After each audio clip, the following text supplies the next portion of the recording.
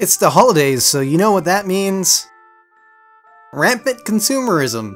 So just like the autumn sale, I've got a bundle of recommendations for you. So instead of spending 60 bucks on a AAA release, let's try some substitutions. I've done 2 other videos on this, and turns out those bundles are still good for the most part. So we've got 15 games for 60 bucks. Actually, 60 bucks and 1 cent. But if you fault me for that, I would have to get angry with you. So, anyways, here we go. So the first game on this list is Serious Sam. One of those old school first-person shooters that was just... It's just a great first-person shooter. It's pretty. You play as Sam. He's a guy in a t-shirt and jeans, and he just shoots a whole lot of stuff. Enemies. There's a lot of jokes in there, references to pop culture and stuff. It's just a little enjoyable, simple little shooter that if you like OG Doom, you like the new Doom. The Serious Sam series came in between those old school shooters and kind of filled in that gap, and they're pretty great. So if you like Serious Sam 1, you should totally check out the second one, the third one. Third one, not so much. I don't know. I don't like it as much. It just, eh. But yeah, it's a good game. This is probably the most expensive thing on this list, so yeah, but Layers of Fear. It's a horror game, first-person horror game, and but it's more along the walking simulator territory than Resident Evil 7 seems to be. But it's totally enjoyable. It's very unique in some ways of some of the ideas behind it. You play as this painter, and a lot of the horror revolves around the art that he's painting and stuff like that. It's good for the price. I wouldn't say it's an amazing experience. It's one of the best. It's pretty scary, and just don't go in there with high hopes like it's like exactly gonna be like Resident Evil. I think that's kind of silly.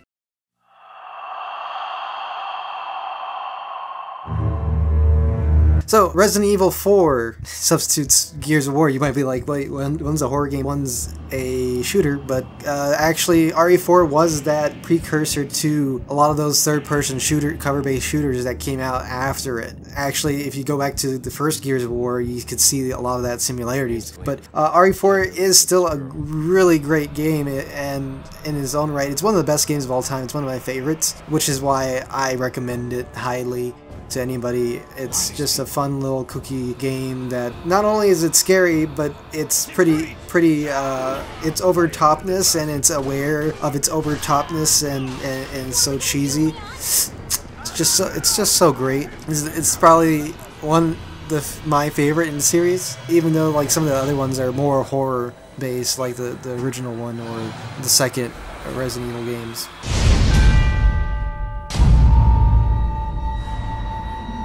I can't think of a better substitute for not having Red Dead Redemption on the PC than Gun. Actually, if you looking at any of the trailers or even playing the game for yourself, it's really like Red Dead Redemption, but like with worse graphics. So, too bad that it kind of doesn't really live up to the pedigree that Red Dead Redemption has. It's not as polished, because this came out in the PS2, Xbox era. I think it came out only on the Xbox, but, you know, it's on PC, and Red Dead Redemption is not on PC, so there you go.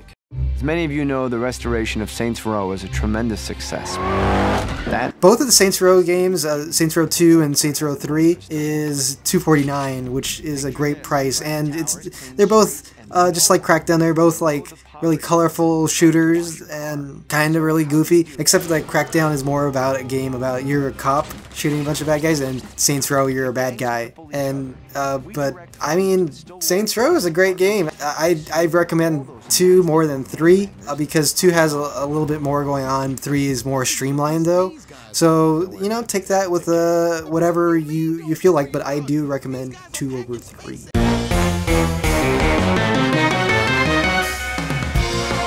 Skullgirls. I actually was able to get into the private beta for the mobile version of this, but this is pretty much Marvel vs. Capcom to the T, but with girls in there, and a couple guys. There's some guys in there, but it's a fun little fighter that I'd recommend. It's some of the best animation that I've seen in a fighter since King of Fighters, whatever that one was on the Xbox 360. But yeah, Skullgirls, pretty great. What is it like to be afraid?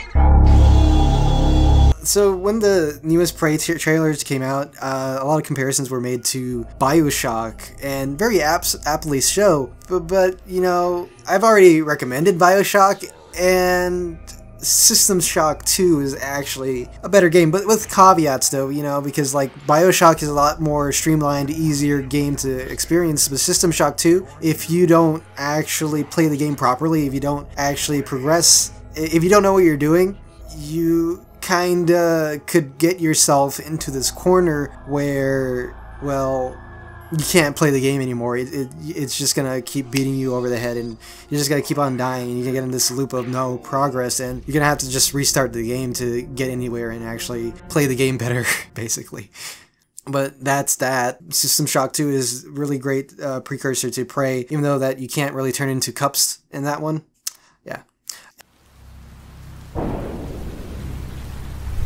10 days ago, we got MGS Ground Zero. So when I looked at Ghost Recon Wildlands gameplay, I was like, huh, they probably saw MGS 5, Metal Gear Solid 5, and basically copied all that mechanics and put that into an open world multiplayer game, which I don't know if that's going to be great. A lot of Ubisoft I don't know what Ubisoft is doing right now, and it's just like, but MGS 5 Ground Zeroes is a pretty great little chunk of Metal Gear Solid 5. It was broken off from the original game to have something out before the game, because the game was going to get delayed. Originally it came out for a more expensive price, but $5 is actually something that's really great price to pay for it. It's just this one map, it's just Guantanamo Bay, but it's so detailed and you could do all these certain things. There's a lot of missions to do. It's a pretty great little thing. I highly recommend it, and it plays similar to what I assume Ghost Recon Wildlands would play from the gameplay that I've seen, but that's that.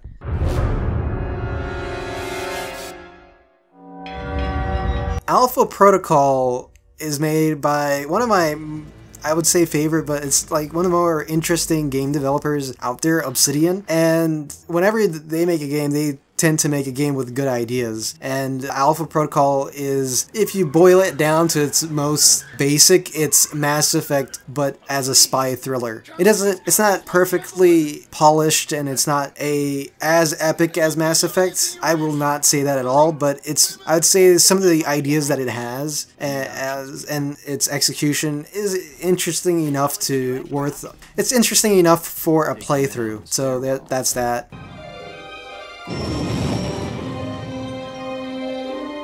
Something more traditional made by BioWare is Knights of the Old Republic. A lot of people do enjoy it. I've played it for about 2 hours, and it's like its size kind of overwhelmed me, and I went to play something else. But it is a pretty great classic game that I highly recommend. I mean, if a lot of people tell me, hey, you haven't played KOTOR, well, you're not a gamer. But I mean, hey, I'm working on it. I'm doing other stuff right now. But corporate firewall breached. Infiltrate. So if you saw XCOM 2 this year and you're like, oh hey, that looks like a cool game, but I wish it was a spy. There's a spy theme to it. Well, check out Invisible Ink. Invisible Ink is a little bit more. It's actually harder than I would say than XCOM 2 because there's more variables about. But it is still that turn-based thing. You've got characters now in that game that could die off permanently. Actual characters that have like a narrative and special abilities and stuff like that. And you also have the ability to not kill guards. And it's just.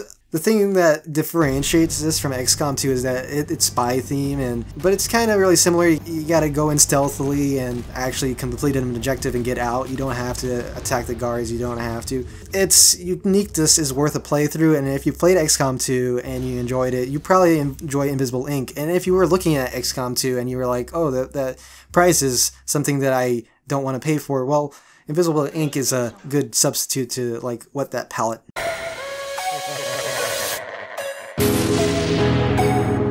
This game is a really awkward substitution. It's not exact, but the reason why I chose these two games is because Devil Daggers is a very simple game. You have only two things going on there. You got this shotgun blast and a steady stream of bullets. But in Rungunjumpgun, you have two basic things. You're shooting this chain gun this whole time, and the best way to explain it is Super Meat Boy meets changed machine gun jetpack machine gun, or whatever that mobile game is. I keep forgetting, but it's really, I got this on mobile, so I think the price is very similar now, that the Steam prices actually equals it was cheaper on mobile when I bought it, when it came out, closer to when it came out. And the thing is that I've never seen anybody talk about this game. This game is actually really good. It's I wouldn't recommend it to anybody who has epilepsy, but because there's a lot of flashing lights, but it's a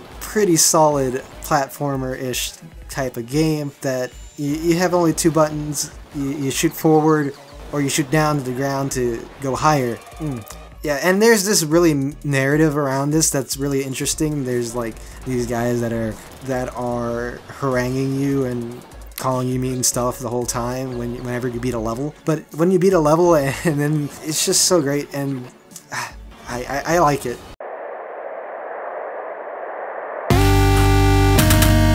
Speaking of very simple games that have very simple mechanics, Downwell is another great one. I don't have any substitutes for that one, but I mean, if you so desire, that's one also is on mobile, and it's pretty great experience. It's just you're falling and then you gotta shoot stuff below, but it's a really tightly designed little thing there.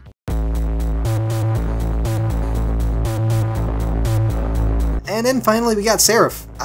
This is the only one that I've actually not played myself, but I have seen coverage of it. And also because since it fit the remaining amount, except for 1 cent, but I'm just gonna overlook that.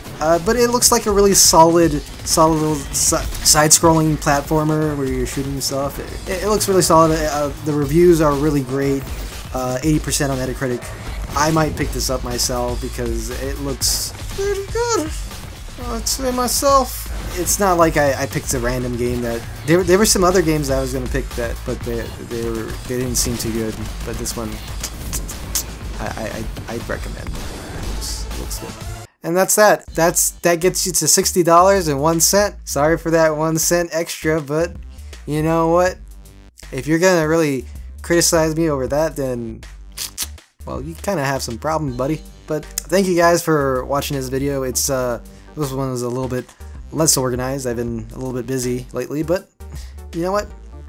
That's fine. Typically I do editorials, reviews here, so if you're interested in that, please subscribe. And I only say that because I'm begging for subscriptions right now, because I've been told statistically if you say, hey, subscribe to me, then people are more likely to subscribe. Just do it, please.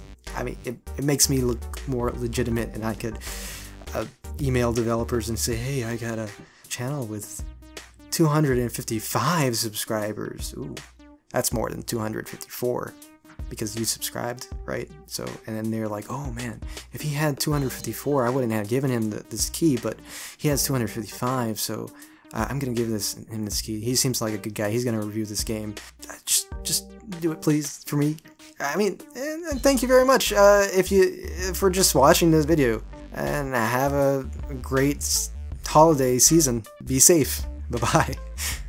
That was awkward.